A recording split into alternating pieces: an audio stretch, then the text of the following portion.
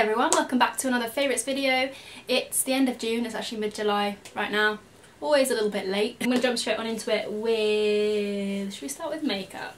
Let's start with makeup. If you've seen a red nail varnish in any of my recent videos, it's this classic red nail varnish from Sainsbury's, really randomly. And I did a couple of sponsored posts on my Instagram with Sainsbury's, but this isn't sponsored at all. I just genuinely love that nail varnish from their own brand range, which is boutique. It's all cruelty free, but they've got vegan options. The main thing for me is that it lasts really well on the nails. The name is Forever Red and it genuinely does last forever on me. And also, a bit of a random thing to note, but the width of the brush is perfect. Like, you can just do one stroke and the whole of the nail is filled. But yeah, I really want to try some of their other colours because I was just really surprised. You don't really think of supermarket makeup being that great, but it genuinely is. I actually have another boutique thing to mention. This is their eyebrow defining gel. Still need to do a video on all the vegan brow gels I've tried. My favourite to date has been the Milk Kush Fibre Brow Gel. The selling point of this, the boutique one, is that it holds really well. Almost goes a tiny bit crunchy, but not like crusty crunchy, if you know what I mean. It's kind of slightly hardened, but not hard. The size of the brushes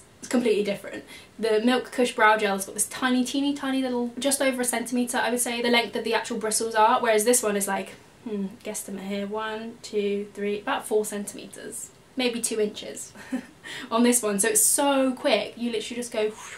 Sometimes it picks up too much product and you just need to kind of wipe a little bit off and then go in and kind of like make sure that you don't have any gloops on your brow. I think it's a really good brow gel, and I'm really impressed because it was only about £2.50. I mentioned these two in my recent hair care videos, so like my favourite vegan hair care to date. I have been trying to reduce my plastic consumption, and hair care products seem to come in a lot of plastic. This solid conditioner is something that I've tried and was so impressed with that I am vowing to like not really dabble in any other conditioner unless it comes in a like a sustainable kind of package. I'm sold on it. I think it's really good. Unfortunately, I will leave the link down below to where you can get this because I got it off anythingbutplastic.co.uk, but last time I checked it was out of stock, which is really annoying. I'm really sorry, but hopefully it'll come back in stock soon. This is the jojoba oil one out of their options. You just need to like lather it up with a little bit of water, put it on. I put it on today and it makes my hair really soft. It does what a conditioner's supposed to do. I'm so happy with this because there are loads of plastic free options out there in terms of hair care or other kind of household products. I'll be real with you, not all of them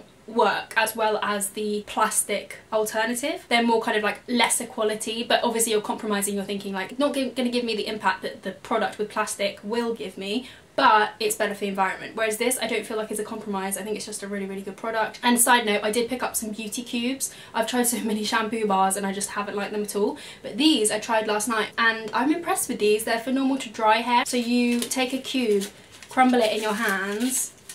This is what they look like. Take a cube, crumble it in your hands, make a little paste and work it into your hair. And I found like one cube did 2 washes because I do a double shampoo, and I'm impressed so far. I'm going to keep using them and testing them, but yeah, my quest to packaging free hair care is on a roll. And the last hair care thing I wanted to mention is this brush. Again, I talked about this in that video, so I won't go into too much detail, but it's just a really good brush by Manta that doesn't leave the hair kind of fluffy with static. If you get that problem, I get it a lot with different like hair brushes that kind of tug on the hair and then it pings back up and it looks all kind of fluffy. This doesn't do that at all. Really lightweight and bendy, and yeah, I feel like it's very durable as well. And then the 2 makeup products I wanted to give a quick shout out to, both from 100% Pure. This is their lip and cheek stain in the shade Cherry, and I've been wearing this a lot. I would say it tastes disgusting. Like, you can wear it on your lips, you can wear it on your cheeks. It's what I've got on at the moment, but when you put it on your lips, when I first tried it, I put it on my lips as I would a normal lip product, and then I rubbed my lips together. Some of it went in my mouth.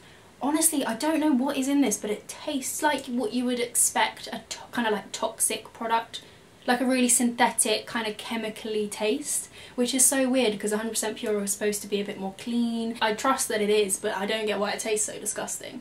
But if you don't rub your lips together, when you kind of like just pat it in, wait for it to dry, it doesn't leave a taste in your, like I can't taste it now. It just leaves a really nice kind of like just bitten stain, like you've just been eating raspberries or cherries. I do like it on the cheeks as well. I've got it on today, but it does look a bit patchy. I usually take this little doe foot applicator, apply some to the back of my hand, and then either with a sponge or a brush. I've been using a mixture of these 2 brushes. This one's by e.l.f. They're Beautifully Precise brush in 105, and then this is by Rosie Huntington Whiteley for Autograph, longest name ever. Oh yeah, this I love, but I just wish it was a little bit less patchy on the cheeks. The product isn't patchy, but I feel like because it's like a really small applicator, you can't just dot it on your cheeks and blend it in, because it will already leave kind of speckles where you first place the product. So I need to kind of work with the application. You can build it up a little bit, you can share it out. It's a very easy product, a very natural looking product. I enjoy that a lot. And then also this was a bit of a surprise. So I got their brow gel and I've been using it with the Lily Lolo Angled Brow and Spoolie brush. And to be honest, I don't do too much to my brows. My hair's quite dark and they're already kind of in the shape that I don't mind. So I just sort of build up the arch a little bit and fill in any gaps. You've probably seen me do my brows before if you've watched my channel. I usually just use a brow powder, whatever I've got on hand, maybe a brown eyeshadow. But I find sometimes when I do that, it falls down. Like, you get fallout from the eyeshadow, it can land on your face, it can smudge throughout the day. Whereas this, because it's a gel and it really sets, it's a very, very long lasting product, which I'm surprised at, because a lot of natural products that I've tried don't last very long on the skin or on the face. Whereas this, not all of them, but just like the vast majority, I would say, don't last too long. Whereas this has got a really, really long lasting pigment to it. It's great. I've got mine in the shade medium brown and it matches my brows really well, because I'm not really drawing on any brush like strokes. I don't need too much and I feel like it will last a long time, and it comes in a glass pot. So all in all, a lovely product I'm really, really enjoying. Then last but not least, skincare bits I've been really liking. So I picked up some face halos. I'm so behind on the trend. These ones are dirty, as you can see. I feel like whenever anyone shows something on camera that's not really, really clean, like when someone shows a hairbrush on YouTube, they go like, oh sorry, it's got my hair in it. Like, oh sorry, that's disgusting. That's not disgusting, it's just normal. It'd be weird if it didn't have any hair on it. So I feel like it's not that weird that these are dirty. The idea behind them is that you don't need to use any makeup remover. You just wet them, wipe over your face, and it gets rid of your makeup. Now, I've tried these kind of products before from different brands, and I was always a little bit skeptical because I've tried them and they just drag the skin. Because of the material they're made out of, they drag the skin, kind of like drag the makeup off your face, and I think it's a bit rough. I would rather use a cleansing balm or a natural oil or something. These are the best I've tried so far. They definitely do, like if I come back from a night out and I cannot be bothered to wash my face, I probably would just like lie in bed with a wet one of these and just go like that to get my, not that I go on nights out that often, but you know what I mean, you know when you really, really can't be bothered. I would use one of these and be kind of happy that my face is cleanish or like my makeup is off. But I tend to use these with a makeup remover. They just take the makeup off better than it would if you just use a flannel. If you just wear very, very light makeup and you don't want to use makeup wipes, like say you literally just wear a BB cream and some mascara, I think these would be a great investment. They are £18 for a pack of 3. You can get them in white or you can get them in black, and they are good. They are like the best I've tried, and I will continue. I'll probably buy a few more of these actually, because I think my mum is like putting them in the wash or something, because I bought a pack of 2 and I can only find 2 of them now. Honestly, living at home is such a blessing and a curse. My things just go missing, and then I ask my mum and she's like, oh, I think I put that it's on the side in the cupboard. Which cupboard? Which side? Stop moving my stuff. But anyway, she means well. Lisa, bless her.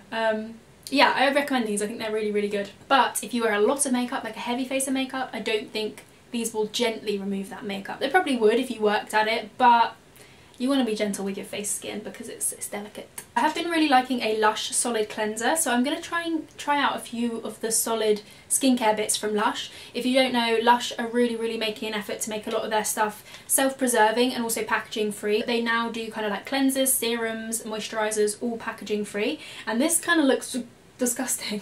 But it is what it is. This is how it looks and this is how I'm going to show it. This is actually a face wash cleanser. It's their Jade cleanser, I think.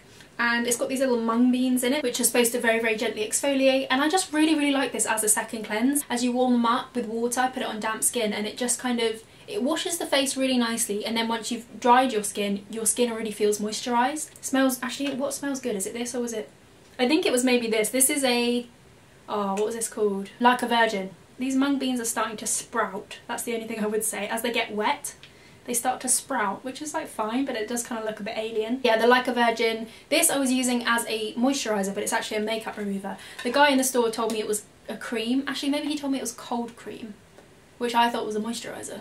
And I've been using it as a moisturiser and I've just been thinking like, this is so greasy. Like I put my makeup on top and it just looks greasy. But really it's a makeup remover. It's okay as a makeup remover, it's just a bit gritty. The only thing is with Lush, they put perfume in their products, which I just think like, you're supposed to be a natural skincare beauty brand. Like, why are you putting perfume in your skincare? It doesn't make any sense. There's no purpose for perfume to be in a product, and yeah, that's the one thing that grinds my gears. I was going through some of their solid serums and they have perfume in them and they put it in so much of their stuff. Lush, I have a love-hate relationship with. Some of their products, spot on, amazing. Some of them I just think like, this could be amazing, but you're missing the mark. But yeah, that cleanser I've been liking, and I don't think I've mentioned this on my channel in a favourites video. I think I have in a skincare video. It's been really warm in the UK, so I've been reaching for this. It's by Evolve Beauty, who are an amazing skincare brand, and they do this Hyaluronic Serum 200 for all skin types, and it's got hyaluronic acid in it. It's this kind of like very slimy serum, which is just beautiful. It reminds me of the OCSC serum. So basically what I do is I spritz my face with the Daily Defense Mist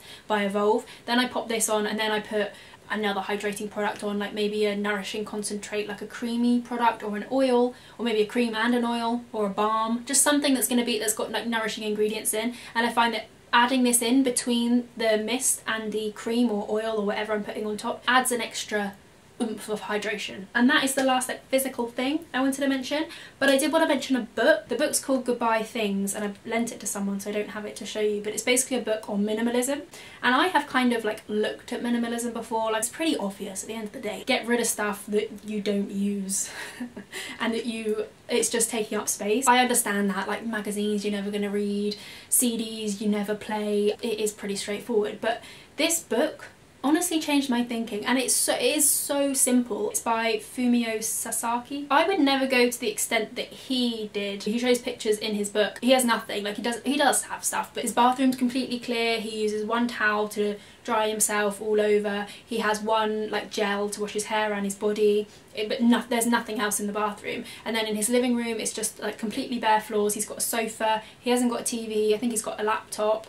But like, he doesn't have any possessions, whereas he used to be a complete maximalist. Like, he had so much stuff, huge like bookshelves full of books. He had a camera collection, he had all this like bike stuff, loads and loads and loads of things. And he went from that steadily to just having nothing, but being more at peace with himself. And I think that's the main thing I took away from the book. It's very, very simple. Like I said, like the points he makes are kind of like points where you're like, oh, that's kind of common sense, but then you think about it and you think, yeah, I've never really thought about it that way before. For me, reading it, it was a bit of not a life-changing book, but it definitely has shifted my mindset. And the main thing I took away from it is the energy, and some people will be rolling their eyes at this point, like energy, hippie, voodoo stuff, but like the energy that comes off of stuff, the stressful energy, is something that I've never really twigged, but I realised it's quite overwhelming to have a lot of stuff that's not organised. But it's like a back of the head overwhelming, where you don't really like confront it, you don't really realise that that's what's stressing you out. Whereas if you have everything in order, you don't have like a back of the head to-do list to get through. Like, say when I've got a pile of clothes at the end of my bed, I'm always kind of thinking like, gotta put that away, gotta put that away. It takes up a lot of time to have a lot of stuff, basically. The more stuff you have, the more maintenance and energy you have to put into maintaining that stuff. And that's fine if it's fulfilling you and you're happy with that. But actually, if you're not happy with that and you're not even using the stuff and you just have to clean it because it's there, if it's not bringing anything to your life, then why have it, realistically? Someone else might get enjoyment from it, pass it on to somebody else. And obviously I knew that already, but just reading this book made it very, very clear and simple. And another thing he said, which I've also taken on board, he said, don't get hung up on how much money you can get from stuff, because you know how you hold on to things thinking, oh, I can sell that and I can make like some money from it, so like I'm not just going to donate it because I can sell it. And then it just means you kind of store things because you think, oh, one day I'll get around to selling that, like posting it online and selling it. And if you're like me and you're busy, you don't necessarily have the time, well, I'm not that busy, but I just can't really be bothered. Don't get hung up on how much you can get for stuff, unless it's like something, you know, use your common sense. If it's something that's worth a lot, then understandably sell it for what it's worth. But stuff depreciates over time. As soon as you buy something, it already decreases in worth, unless it's like vintage, obviously, but yeah, whatever. Recently I had a load of stuff that I was planning to sell on Depop, and I just kept putting it off and putting it off, and eventually I just thought, like, I just want to get rid of this stuff. I don't mind selling it for cheap, as long as like people are going to appreciate the stuff. I'm not that bothered. So I did a car boot sale a couple of weeks ago and got rid of a load of old clothes that I just never touched. I sold them for a lot cheaper than I would have on Depop, but the main thing was that I like made space and I got rid of them. That was really rewarding. Like, he recommends doing it like on auction, where you just literally put up a whole load of stuff and people just buy it all. But I think that's pretty much it. In terms of music, I went to see Foles the other week, and also Matt DeMarco. I've seen Foles quite a few times, but I've never seen Matt DeMarco before. And also Roguely, I quite like Mark Ronson's new album. I've never really been into his music before, but I like that it features a lot of female voices. I like the influences in it. Like, it's different, it's not straight up kind of pop. He's just, yeah, he's a... Oh no, I wanted to mention, speaking of Mark Ronson, this series online, he did one as well. It's basically like tours, it's like MTV Cribs kind of, but it's called Open Door by Architectural Digest. It goes through famous people's houses, they show you around, they talk about pieces in their house. If you're into interior design, or if you're just nosy, you will love it. It's so interesting. Not gonna lie, a lot of them are very generic and very kind of like LA, marble, rose gold. People love it, like the marble and rose gold thing, I don't get it. Like, just, it's so generic and so overdone. Like someone's gone on Urban Outfitters, the home section, and just been like, yeah, have that, have that, have that, have that.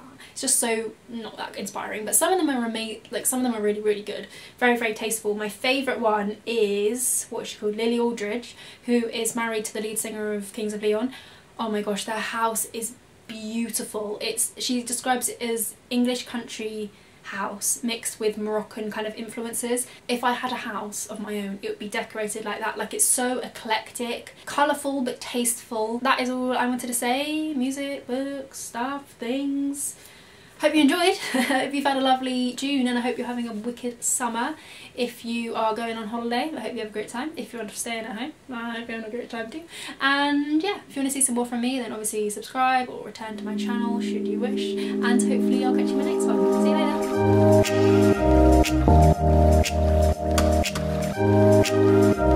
later.